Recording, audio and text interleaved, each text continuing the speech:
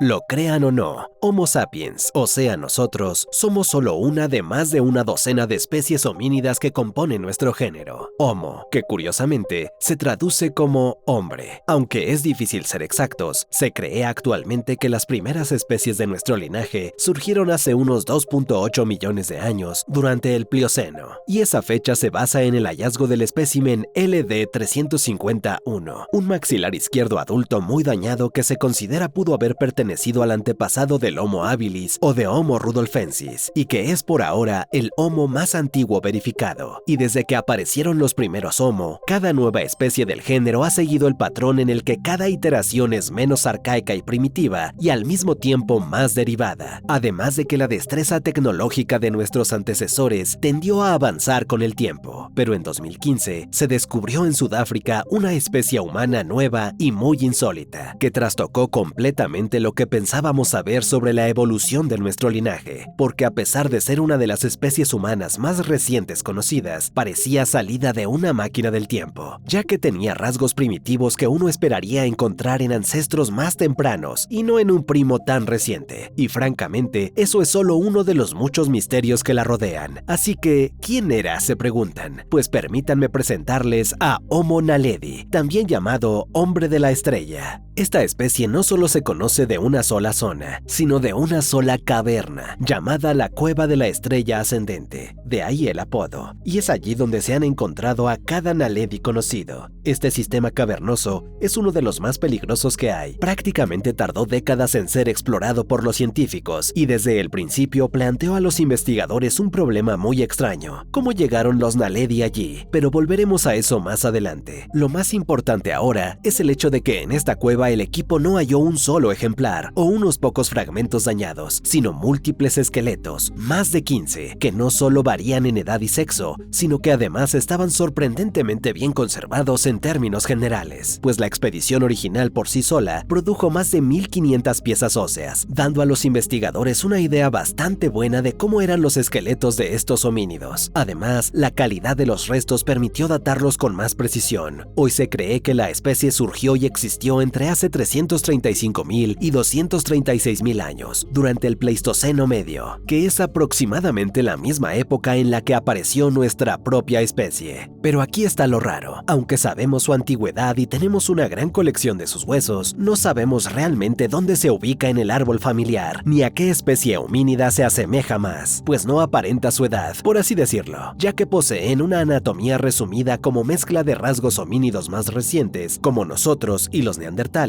y de nuestros ancestros lejanos. Para empezar, eran muy pequeños para su época, ya que los ejemplares conocidos tenían una altura media de apenas 143 centímetros en ambos sexos, auténticos short kings y queens. También tenían complexiones y cuerpos delgados, lo que los hacía tan ligeros como plumas, figurativamente, pues la mayoría pesaba menos de 40 kilos, alrededor de un 35% menos que un Homo sapiens típico. Eso los convierte en los segundos homínidos más pequeños del planeta en su época, hasta donde sabemos, con el primer puesto perteneciendo a Homo floresiensis, una especie de Indonesia, pero en defensa de estos últimos, estaban restringidos a una isla con enanismo insular, mientras que los naledi vivían en África continental, lo que hace su pequeño tamaño aún más extraño. Definitivamente interesante, pero para los antropólogos lo que resultó aún más extraño no fue su estatura, sino sus desconcertantes manos. Verán, las manos parecían tener muñecas derivadas y un pulgar robusto, características muy parecidas a las de los neandertales y las de los humanos modernos. Sin embargo, sus otros dedos eran proporcionalmente largos y muy curvos, rasgos generalmente considerados arcaicos, pues los dedos largos y curvados son mejores para aferrarse a los árboles. En el caso de los naledi, sus manos parecían incluso mejor adaptadas para trepar que las de nuestros antepasados Australopithecus, un grupo antiguo al que pertenecía Lucy, considerados grandes trepadores. Además de las manos, la caja torácica, los hombros y la pelvis de los naledi también eran de estilo más antiguo, y en conjunto, los antropólogos están bastante seguros de que habrían sido un grupo de homínidos que pasaban más tiempo en los árboles que otras especies de Homo, a pesar de que la muñeca y el pulgar fueran muy similares a las nuestras, y su aparente vida más arbórea fue quizá una protección contra depredadores debido a su tamaño. Sin embargo, el misterio no se resuelve con esto, porque resulta que también estaban extrañamente capacitados para caminar por el suelo. Tenían inserciones fuertes de los músculos glúteos, una línea áspera áspera desarrollada, rótulas anchas, una tibia alargada y un peroné grácil, lo que demuestra que además de ser grandes abrazadores de árboles, estos tipos eran bípedos erguidos capaces de recorrer largas distancias por tierra. Además, aunque sus dedos no eran como los nuestros, sus pies sí, así que no solo podían moverse por el suelo, sino que lo hacían de manera muy humana con un patrón de marcha prácticamente indistinguible. Esta combinación de adaptaciones para la vida en los árboles y en el suelo ha suscitado mucho interés sobre el porqué. Algunas ideas muy atrevidas afirman que los Naledi eran homínidos atrapados en el tiempo. Sin embargo, una propuesta más basada en el entorno intenta responder basándose en cómo era Sudáfrica en aquella época, algo más seca, teniendo en cuenta que unos millones de años antes, África había iniciado una transición de bosques a sabanas, por lo que los árboles eran menos densos. Por tanto, es posible que los Naledi pasaran gran parte del tiempo en un lugar, pero debido a la falta de bosques, se veían obligados a trasladarse después de agotar los recursos. Algunos especulan que, al ser encontrados en una cueva, su constitución pudo haberles ayudado a escalar acantilados y rocas que quizá actuaban como refugios. Sin embargo, ser bueno trepando árboles no siempre equivale a esto, y dentro de la cueva no se conoce un solo artefacto que sugiera una ocupación a largo plazo. Otra pista añadida a este enigma de caminar o trepar fueron sus dientes, que resultaban muy particulares para una especie humana, aunque quizá nos sorprenda considerando lo demás. Verán, pese a ser anormalmente pequeños, los dientes tenían un esmalte bastante grueso, algo que iba totalmente contra la tendencia habitual en las especies de Homo, en las que con el tiempo suele hacerse más fino. Y además de conservar este rasgo arcaico, la morfología de sus molares también se parecía más a la de los homínidos anteriores, lo que daba como resultado piezas inusualmente duraderas. Además, muchos de los individuos hallados tenían dientes en mal estado, lo que junto con su diseño llevó a los científicos a plantear que los Naledi, pese a ser más arbóreos de lo normal, seguían comiendo en el suelo, y de verdad me refiero literalmente al piso, pues los patrones de desgaste sugieren partículas de comida sucia y arenosa, como las que se ven en alimentos subterráneos, como tubérculos crudos, y al menos hasta cierto punto nos indican que la higiene dental no era precisamente su punto fuerte. Y lo gracioso es que aunque la forma de los dientes era distinta a la nuestra, se formaban y crecían de manera similar a lo que vemos en los humanos modernos, lo que nuevamente nos ayuda a averiguar dónde encajan en nuestro árbol familiar. Tenemos una especie relativamente joven, que existía al mismo tiempo que nosotros, pero que sigue siendo una gran trepadora. Tiene dientes raros con aspecto antiguo, camina sin problemas y elige comer una dieta modesta llena de tierra y arenilla, lo que al final puede hacerte cuestionar su comportamiento. Y como cabría esperar, el cerebro de los Naledi tampoco era normal, y contradice lo que sabíamos o creíamos saber sobre los cerebros homínidos. Dado el tamaño de su cuerpo, estaba claro desde el principio que este grupo poseía cerebros mucho más pequeños de lo habitual. El Naledi medio tenía un cráneo de solo unos 465 a 610 centímetros cúbicos. En otras palabras, básicamente la mitad del tamaño de nuestro cerebro y comparable al tamaño del cerebro de los primeros meses de vida de un bebé. Y a pesar de ser mucho más pequeño en general, este volumen cerebral hacía que sus cabezas resultaran bastante pequeñas en relación a su cuerpo, lo que uno supondría que significaba que no eran precisamente los más inteligentes. Y esto podría ser cierto, pero lo interesante es que, mientras otros homínidos de cerebro pequeño tienden a tener estructuras cerebrales más primitivas, la mente de los Naledi era milagrosamente parecida a la de otros homínidos posteriores como los neandertales y Homo sapiens, ya que mostraban lóbulos temporales y occipitales bien desarrollados, una constricción posorbital reducida y un lóbulo frontal de aspecto moderno. Esto, como era de esperar, llamó la atención y llevó a algunos a preguntarse si en realidad estábamos ante un Homo altamente inteligente, a pesar del menor tamaño, ya que los rasgos en sí implicaban sociabilidad, la posibilidad de un lenguaje complejo y la producción de herramientas. Por desgracia, es difícil decir con certeza si la anatomía de su cerebro produjo estas cosas o no, pues hasta ahora ninguna tecnología o artefacto se ha relacionado con los Naledi, incluido en la cueva Estrella Ascendente. Y esto desconcierta un poco si lo piensas, ya que la cueva contiene miles de huesos de esta especie especie, pero ni una sola pieza de tecnología, y por lo tanto, no podemos decir qué nivel de inteligencia tenían. Sin embargo, hay pruebas indirectas de que al menos alcanzaron un nivel equivalente al Paleolítico Medio, ya que fueron la única especie humana conocida que vivió en la región de Highveld durante ese periodo, y en esta zona se conocen artefactos humanos. Además, un grupo de investigadores sostiene que los Naledi eran básicamente genios locos, basándose en la naturaleza del lugar de su descubrimiento, es decir, la cueva. Como mencioné en un video anterior que pueden ver, esta cueva, o más específicamente la parte donde se hallaron los restos, es excepcionalmente difícil de acceder. Hablo de acantilados empinados, descensos verticales y zonas tan estrechas que solo personas muy delgadas pueden atravesarlas, y solo pueden hacerlo manteniendo una postura muy específica llamada postura de Superman. Ahora bien, hay mucho misterio sobre cómo los Naledi terminaron en esta cueva, dada su inaccesibilidad, pero quienes creen que fueron enterrados allí por los suyos, sugieren que los Naledi eran escaladores excepcionales que usaban un sistema complejo para navegar las cavernas en total oscuridad, que incluso hoy con tecnología moderna resultan peligrosas para los escaladores. Además, si realmente enterraron aquí a sus muertos a propósito, sería un ejemplo de inhumación, una conducta considerada compleja, y sería el ejemplo más antiguo que conocemos entre homínidos de prácticas funerarias, demostrando así que un cerebro pequeño no significa necesariamente poca inteligencia. Y con todo esto, ¿quiénes eran exactamente los Homo naledi?